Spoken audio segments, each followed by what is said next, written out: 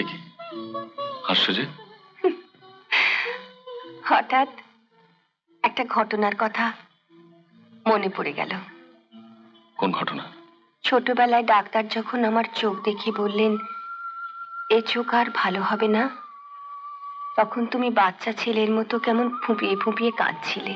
সেদিনই তোমাদের বাড়ি থেকে বেরিয়ে মন্দিরে গিয়ে শিব ঠাকুরের সামনে দাঁড়িয়ে মনে মনে শপথ করেছিলাম,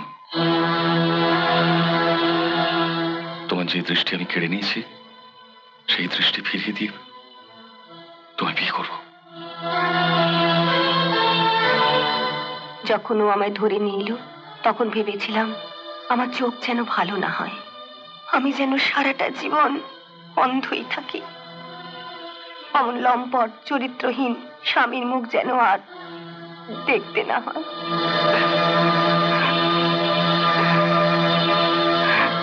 এখন কি ভাবছো? এখন ভাবছি কবে যে একবার ওকে দেখতে পাবো।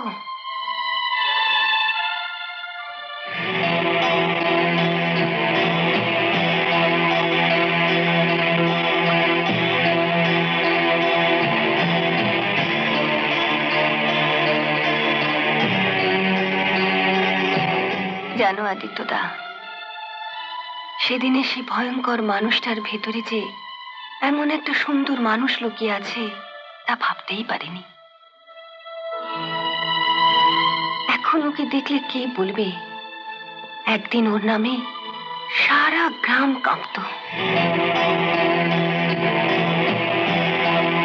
কি হলো, চোখে ওষুধ দেবে না?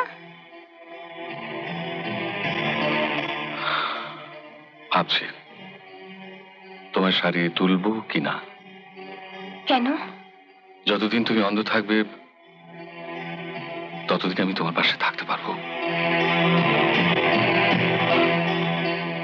তোমাকে সারিয়ে তুললে তো আমাকে এখান থেকে চলে যেতে হবে।